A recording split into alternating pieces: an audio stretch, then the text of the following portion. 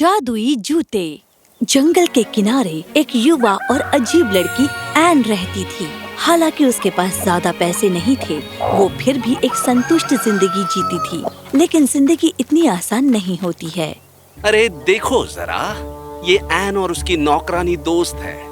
अभी भी वो रास्ते का माल ही खरीद रही हो।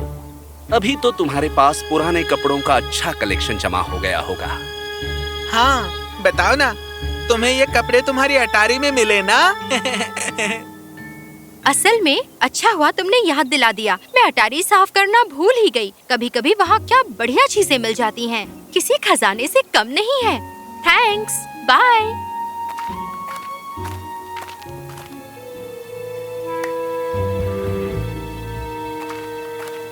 एन, वो तुम्हारा मजाक उड़ा रहे हैं फिर से। उड़ाने दो, जिंदगी बहुत छोटी है उन जैसे लोगों की बातों का बुरा मानने के लिए। तुम्हें बिल्कुल फर्क नहीं पड़ता? फर्क पड़ता है, लेकिन मैं उसे खुद पर फर्क नहीं पड़ने देती हूँ। मैं उन्हें अनदेखा करती हूँ। और वैसे भी अच्छा हुआ उन्होंने मुझे अटारी साफ करने के लिए कहा। एन उस घर में रहती थी जो उसके पिताजी उसके लिए छोड़ गए थे। यह कोई महल नहीं था, लेकिन एन को बहुत पसंद था। एक दिन साफ सफाई करते समय कुछ ऐसा हुआ जो उसकी जिंदगी बदल देने वाला था।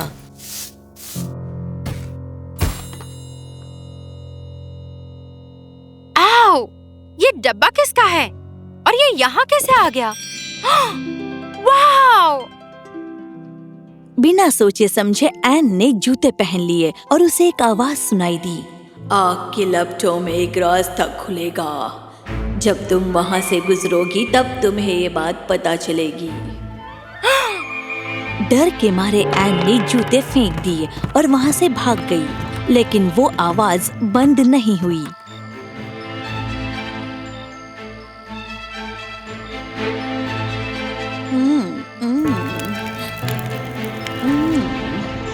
आग की लपटों में एक रास्ता खुलेगा। जब तुम वहाँ से गुजरोगी तब तुम्हें ये बात पता चलेगी। पानी के अंदर कूदो जो साफ और गहरा है। एक अलग देश है वहाँ पर एक बसेरा है। उस रात को एन अटारी में गई उन अजीब जूतों के बारे में जानने के लिए।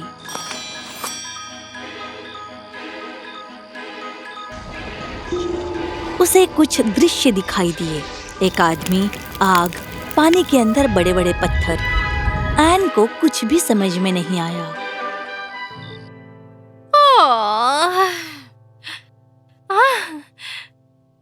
कोई तो मुसीबत में है, मुझे मदद करनी होगी। जैसे ही एन ने मदद करने का फैसला किया, जूते अपने आप उसके पास चलकर आ गए।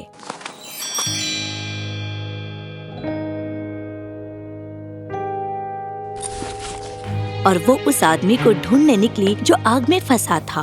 पहाड़ों से गुजरने के बाद आखिर में एन एक बड़े से वोल्केनो के पास आई। यहाँ इतनी गर्मी क्यों है? शायद इन जूतों की वजह से। वाव! क्या बढ़िया जगह है। लावा की नदियाँ, आकाश में आग के गोले। लगता है मैं किसी वीडियो गेम में हूँ। बचाओ, कोई है यहाँ? मैं फंस गया हूँ। लपटें हर तरफ हैं। घबराओ मत, मैं आ रही हूँ। एनी आग में कूदने के लिए तैयार थी। उसकी हिम्मत ने उसे अंदर कूदने और आग से गुजरने में मदद की। मैं यहाँ कई हफ्तों से फंसा हुआ हूँ। हम बाहर कैसे निकलेंगे? मुझे लगता है इन जूतों की मदद से।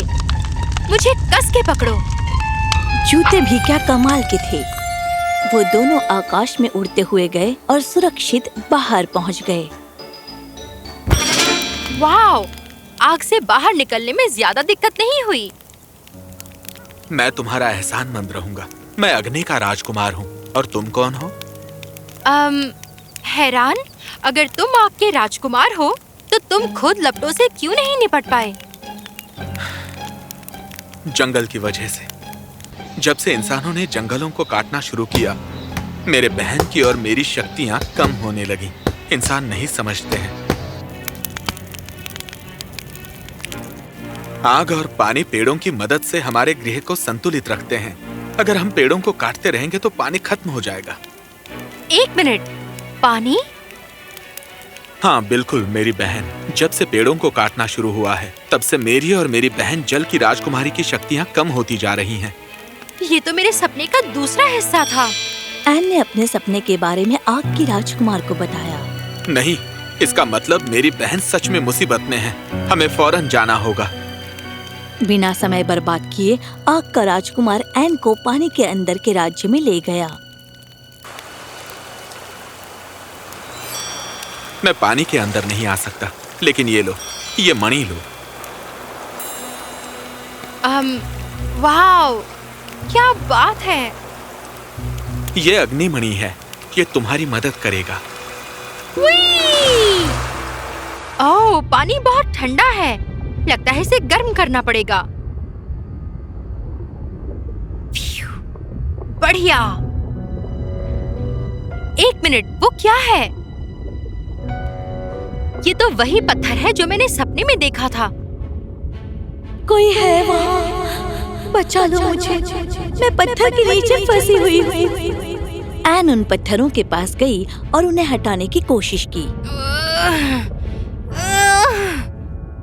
उसने कुछ देर के लिए सोचा और फिर अपने उंगली में लगे अंगूठी को देखा। उसने उसे कस के पकड़ा और पत्थरों को छुआ। गर्मी से पत्थर के आसपास का हिस्सा गर्म हुआ और इससे पत्थर हट गए और राजकुमारी आजाद हो गई।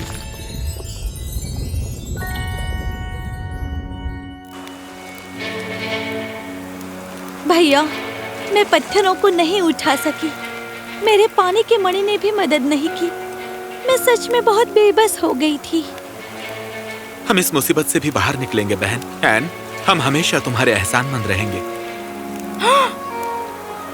पेड़ के पास जाओ, वहाँ मिलेगा ताज।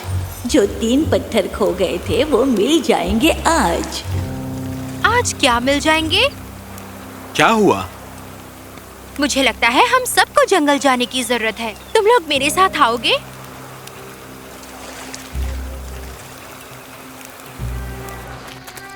जब वो जंगल पहुँचे, वो सूखा और बेजान था। जब एन जमीन पर चल रही थी, उसके पैरों के नीचे सूखे पत्ते चूर चूर हो रहे थे। जंगल तो अब बर्बाद हो चुका है। बस सूखे पत्ते ही बचे हैं। एन ने अपने जूते उतारे और सूखे पत्तों पर नंगे पांव चलने लगी और ऐसा करते ही जंगल फिर से हरा भरा होने लगा।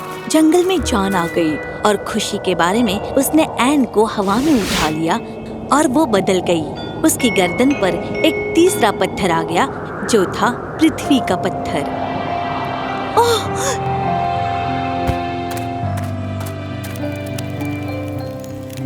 तुम वही तीसरी तत्व हो। तुम तो जंगल की राजकुमारी हो। मेरी खोई हुई बहन मुझे मिल गई। हम 3 भाई बहन फिर से साथ हैं। पृथ्वी सुरक्षित है। फिलहाल नहीं। माँ आत्मा, हम आपको कितना ढूंढ रहे थे।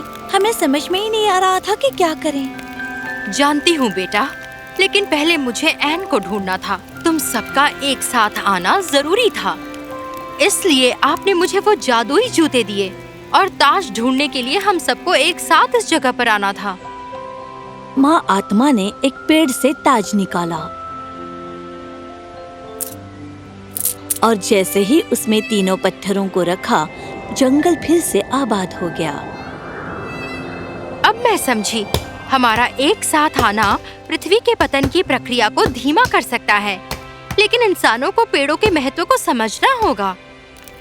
सबने इस बात को माना और इस संदेश को फैलाने का फैसला किया। इसे करने का एक तरीका है। आज तुम्हारी वो दोस्त नहीं है तुम्हारे साथ? क्या वो तुम्हें अकेला छोड़ गई? हाँ, तुम्हें उसने अकेले छोड़ दिया है ना?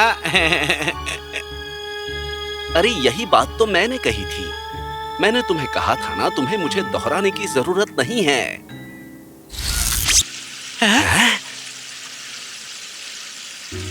कैसा रहेगा अगर मैं कुछ अलग कहूँ? एन? सुनो तुम बेवकूफ, अब से तुम दोनों मेरी दोस्त को तंग नहीं करोगे, समझे? मैं किसी को कभी तंग नहीं करता, ये करता है। हमें माफ कर दो, हमें सजा मत दो। तुम चुड़ैल या कुछ और हो क्या? कुछ और? मैं तुम्हें एक शर्त पर माफ कर सकती हूँ। सुनो, तुम इसके बदले दूसरा पेड़ लगाओगे ना? हाँ, लगाओगे कि नहीं? तुम मेरी नकल मत करो। शायद तुमने मेरे कहने से पहले ही मेरी नकल की है।